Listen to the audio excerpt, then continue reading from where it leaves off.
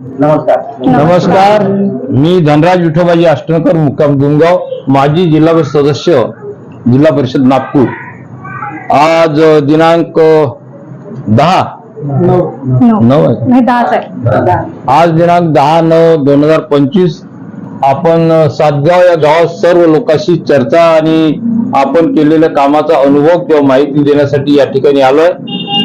या कार्यक्रमात प्रामुख्यानं माजी जिल्हा परिषद सदस्य म्हणावं लागेल, कारण आता त्यांचा कार्यकाळ संपला आहे आणि माजी जिल्हा परिषद सदस्य सौ नीताताई वलके, उपस्थित सर्व माजी, मला वाटते फुलकर साहेब, माजी सरपंच, असे सर्व पदाधिकारी आणि उपस्थित असलेले सर्व माझे बंधू आणि भगिनी, सर्व तरुण नवयुवक मंडळी। मला प्रामुख्यानं सातगाव या गावात, म्हणजे मी जवळजवळ कमीत कमी 1997 पासून राजकारणात सक्रिय कार्यकर्ता म्हणून काम करत आहे आणि मग त्या अनुषंगाने, विकासाच्या अनुषंगाने जो बोलायचं म्हटलं तर खऱ्या अर्थानं आपण संपूर्ण गावात, संपूर्ण मतदारसंघात माझा राजकीय प्रवास या नावाचे पुस्तक प्रकाशित करत आहोत। आणि ते पुस्तक प्रकाशित करतेवेळी कोणत्याही माणसानं एक आक्षेप घेऊ नये, लिहिण्यावर आक्षेप घेऊ नये, यासाठी आपण प्रत्येक गावात जाऊन एक ठळक मुद्दे त्याचं चित्रीकरण करून आणि त्याचा एक व्हिडिओ तयार करून आपण सर्व लोकांना दाखवणार, जेणेकरून म्हणजे गावातल्या लोकांना पुरावा जर दिला तर दूध का दूध आणि पाणी का पाणी होऊ शकते। या अनुषंगाने या ठिकाणी आपण ही मीटिंग आयोजित केलेली आहे। मी आवर्जून सांगतो की 2002 साली मी या गावचा जिल्हा परिषद सदस्य, या गाव हे सर्कल माझ्याकडे होतं आणि या गावात या गावातल्या लोकांच्या आशीर्वादानं मी जिल्हा परिषद आणि पंचायत समिती सदस्य म्हणून विलासभाऊ बोंडले या ठिकाणी निवडून आले होते। आणि मग या गावात आपण लक्ष दिलं, हे गाव नुकतंच 1997 ते 98च्या कालावधीत पुनर्वसन झालं आणि पुनर्वसन झालेल्या गावाची गती काय होते, त्या गावाची दशा कशी होते, याचा सुद्धा आपण अनुभवला। साधं ग्रामपंचायत सुद्धा इथं नव्हती, म्हणजे महसूल दर्जाचं गाव नव्हतं। या गावात प्रशासकीय राजवट होती आणि प्रशासनाच्या माणसाच्या मनात जे आलं ते वागत होते। अशा कालावधीत आपण जिल्हा परिषद विरोधात होती, अशाही काळात आपण या गावचा महसूल दर्जा मिळवण्याचं काम केलं। या गावात महसूल दर्जा मिळाला, या गावात ग्रामपंचायत झाली आणि पहिला सरपंच म्हणून शालिकरावजी मोहितकर या ठिकाणी सरपंच झाले। आपण काम करतेवेळी विविध समस्या या गावात होत्या आणि मग सगळ्यात महत्वाचा मुद्दा होता, कारण शासनानं जी पुनर्वसनच्या वेळेस जे टाकलेली पाईपलाईन सगळी गावकऱ्यांना, म्हणजे पाण्याच्या टंचाईमुळे कुठं बऱ्याचशा ठिकाणी पाईपलाईन फुटली होती, अधिकाऱ्याचं कुठं डोकं चालत नव्हतं। आणि अशा वेळेस आपण दोन गोष्टी प्रामुख्याने लक्ष घातलं, कारण या गावात जे प्लॉट होते ते प्लॉट प्रत्येकाचे घर जे भूवर्ग 2 असल्यामुळं विक्र्या होत नव्हत्या आणि मग गरीब लोकांची पिळवणूक होत होती। पुंजीवादी लोक थोड्याशा पैशात प्लॉट घेऊन त्याची पावरापटरणी करत होते, पावर घेत होते आणि त्या पावरच्या भरोश्यावर त्या गरीबाचं छोटस प्लॉट, छोटस घर विनामूल्य, म्हणजे कमी पैशात आणि कमी पैशात लाटल्या जात होतं। पैसे देऊन त्याची दाखल खाली ग्रामपंचायत मध्ये केल्या जात होती आणि म्हणून आपण तो पर्याय काढला आणि या गावात सर्व पट्टे भोग वर्ग एक करण्याचा आपण उपक्रम चालू केला। सर्व थकले होते, घोडमारे साहेब आमदार होते, त्यांच्या कालावधीत काही झालं नाही। मान्य मेघे साहेब नवीन आमदार होते, प्रेशर येत नव्हतं। मग मी ही फाईल घेऊन बरेचशा पक्षाचे लोक, मला वाटतं सर्व पक्षाचे लोक घेऊन आम्ही 2-3 गाडी, मला वाटतं रामभाऊजी बी होते का, राष्ट्रवादी होते लोक, हे लोक काही सेनेचे होते, मी सेनेतच होतो त्यावेळेस। आम्ही इतर हे नाही तर आम्ही त्या चंद्रशेखर बावनकुळे साहेबाकडे गेलो होतो, बावनकुळे साहेब मंत्री होते आणि मी जेव्हा ही फाईल टाकली त्यांनी सांगितलं, धनराज होत नाही, तू अगावची जीत करू नको, हे काही जमत नाही, हे काही भोगवर्ग एक होत नाही, तू अगावची जीत करू नको। पण आपण जिद्द सोडली नाही आणि मग जिद्द न सोडल्यामुळं आपण मान्य गडकरी साहेबांकडे, मला वाटते त्यावेळेस गणेश भाऊ नागपुरे सुद्धा होते, आम्ही सर्व लोक, योगेश धांडे होते, मला वाटतं पांडुरंग नागपुरे होते, असे सगळे लोक घेऊन आपण मान्य गडकरी साहेबांकडे गेलो आणि गडकरी साहेबांच्या हातून ह्या गावासाठी पट्टे मिळवण्याचं, भोग वर्ग एक करण्याचं श्रेय मान्य गडकरी साहेबांच्या हातून झालं। तत्कालीन जिल्हाधिकारी मला वाटतं कुर्वे साहेब, सचिनजी कुर्वे साहेब होते, त्यांनी खूप मदत केली आणि पट्टे भोगवर्ग एक झाल्यामुळे झालं का, जो पट्टा यांचा 1 लाखात विकला जात नव्हता तो पट्टा मात्र 5 लाखात 7 लाखात विकला जाते.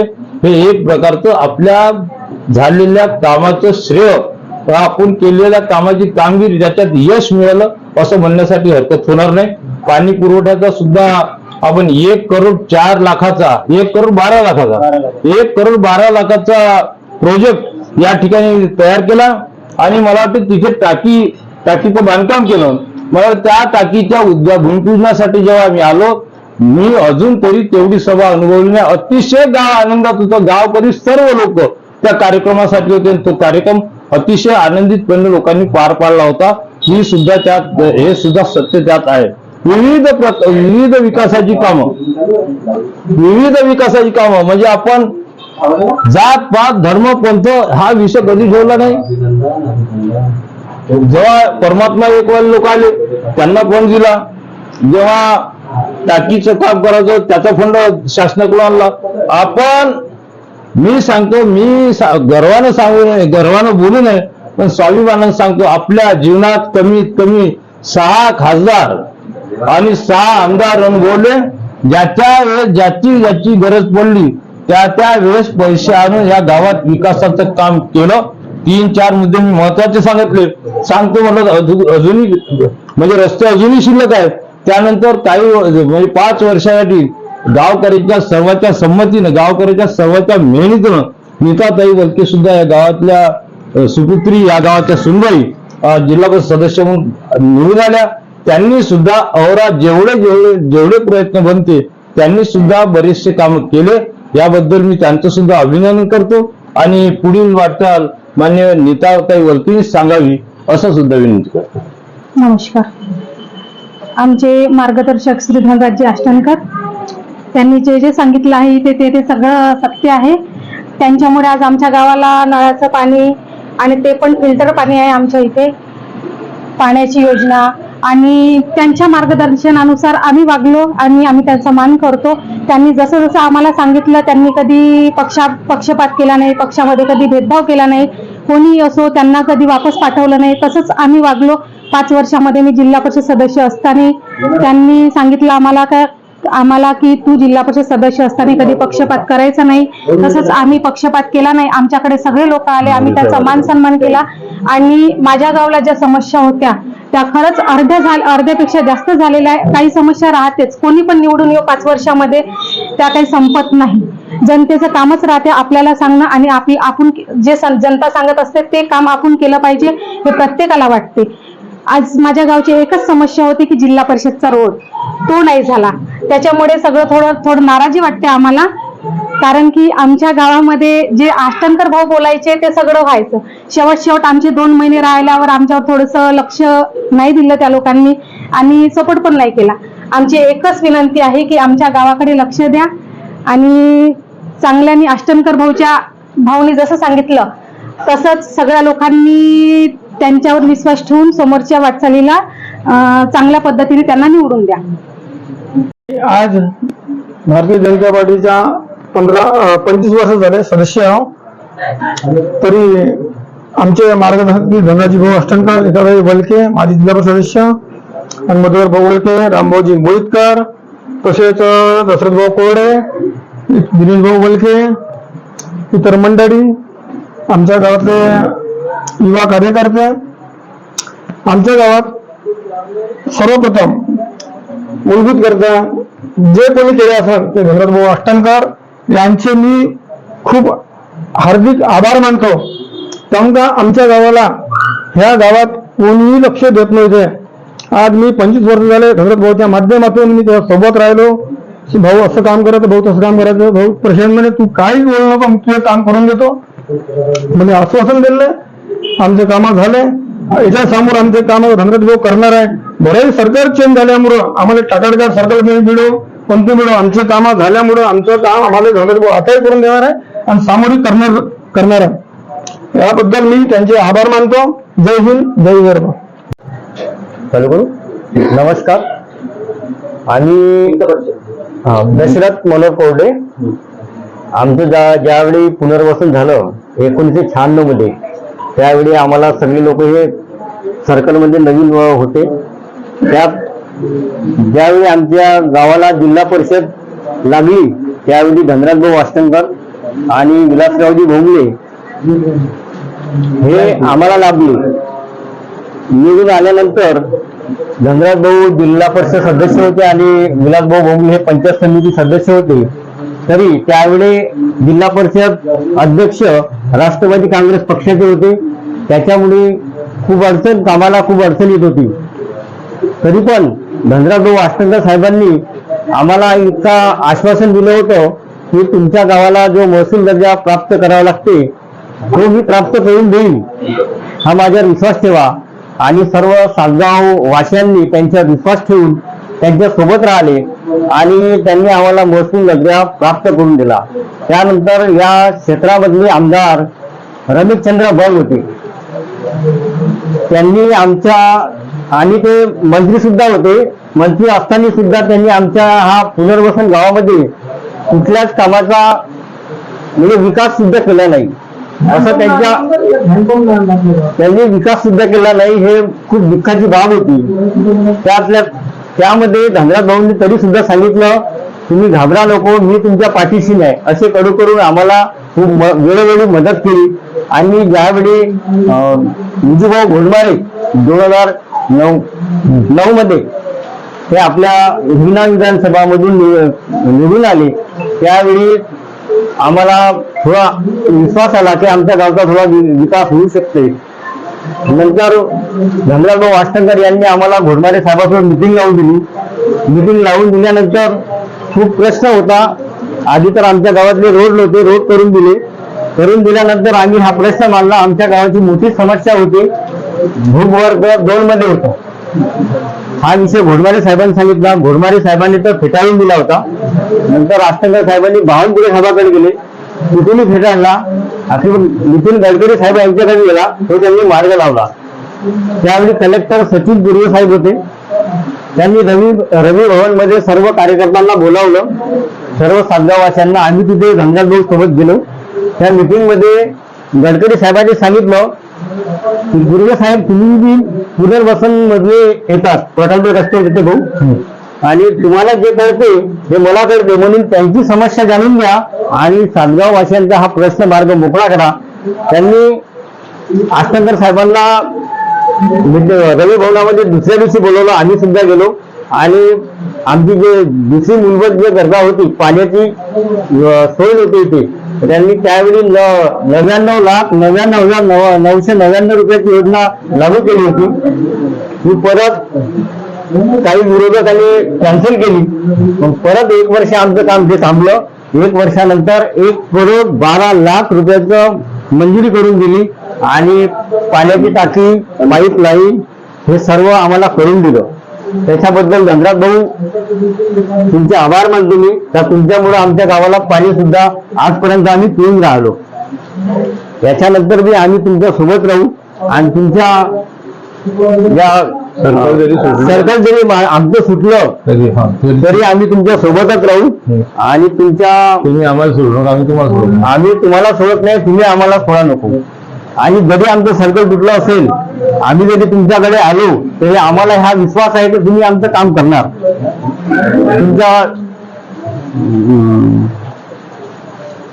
तुमच्या पुढील वाटचालीसाठी आम्ही तुमच्या सोबत सहभागी राहू. धन्यवाद. नमस्कार, मी मधुकर वलके, नागपूर जिल्हा महामंत्री. माझ्या पत्नी नीता वलके या क्षेत्राच्या जिल्हा परिषद सदस्य, माझे मार्गदर्शक श्री धनराज भाऊ वासनकर, माझी जिल्हा परिषद सदस्य. आज ह्या गावामध्ये आता बाकीच्यांनी ते सगळंच सांगितलं आहे, पण पहिल्यांदा माझी पत्नी आणि धनराज भाऊ गेले होते त्यावेळेस परमात्मा एकटा एक विषय आहे.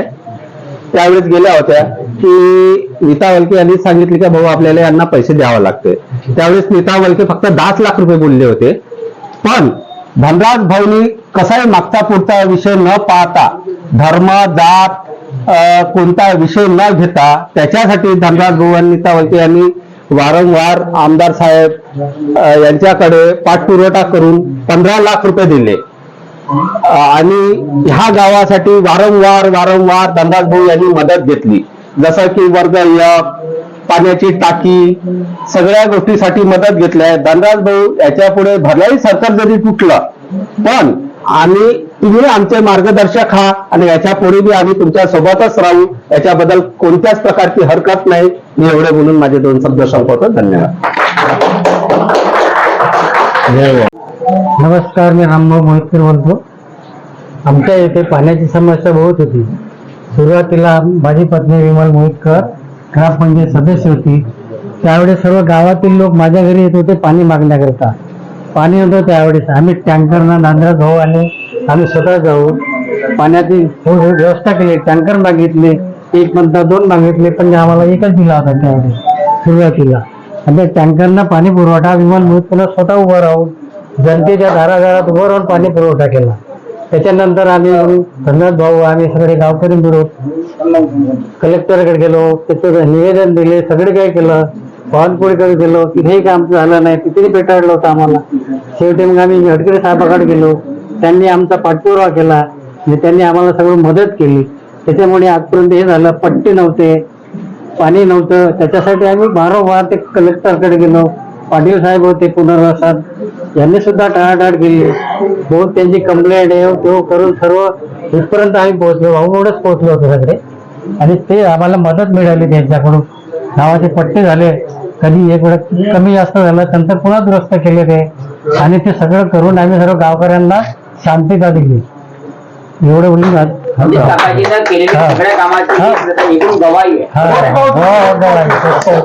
मी सागर मोहितकर, ग्रामपंचायत सदस्य, भारतीय जनता पार्टी महामंत्री, हिंगणा. मी सातगाव इथे राहते. आमचा परिचय म्हणजे धनराज भाऊनी आम्हाला राजकारण शिकवलं.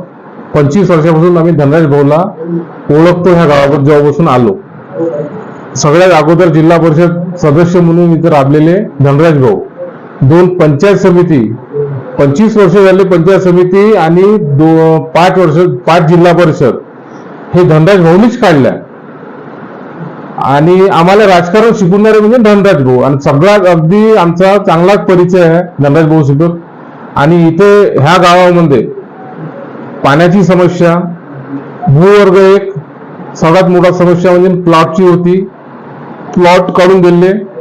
त्याच्यानंतर भाऊनी बरेचसे असे कामं जे परमात्मा एकचे जे संरक्षण भिंत आहे 15 लाखाची तिथं दिली निधी. आणि त्याच्यानंतर समाज भवन, किनाऱ्यामध्ये पाण्याची टंकी बांधली तिथे. असे पुष्कळसे कामं त्यांनी आपल्या कारकिर्दीमध्ये खूप कामे करून दिली इथे ह्या गावाला. आणि त्यांचे खूप ह्या गावावर उपकार आहे. पुढील वाटणीसाठी शुभेच्छा देतो. काकाजींना आज त्यांचं मोठं मोलाचं वाटा आहे. आज जेव्हा आमची झोपडपट्टी उठली होती त्यांनी आम्हाला एवढं सहकार्य केले. कारण की काकू सुद्धा याच्यावर होती, ICU मध्ये असताना पण त्यांचा एवढा वाटा आहे की बा कुठेतरी लोकांचे घरं पडतात तेव्हा त्यांना म्हणतात ना, ज्याचं जडते त्यालाच करते. तसे धनराज काकाजी आहे. आज या समाजात आणि राजकारणामध्ये पण असे धनराज काकाजी सारखे तसे थोर पुरुष म्हणजे खूप मोठा वाटा आहे. त्यांना गोर गरीब म्हटलं तरी काही जाणीव नाही आहे. तो माणूस कसा असतो त्याची जाणीव आहे त्या माणसाला. म्हणून म्हणते की बा आज 2025ला त्यांचं राजकारण आहे, जिल्हा परिषदचं आहे. पण ईश्वरचरणी अशी प्रार्थना करते की बा ज्या वार्षिक 25 वर्ष होणारे वार्षिक वर्षी ते अक्षरशः निवडून येतील. आम्हाला असं आहे. या गावामध्ये रजिस्टरी नाही होत होते, जे प्लॉट घेत होते त्यांच्या रजिस्टरी सुद्धा होत नव्हत्या. त्या काकाजीचा मोठा श्रेय आहे त्या रजिस्टरीमध्ये. आणि आमच्या गावामध्ये पाणी सुद्धा नव्हतं.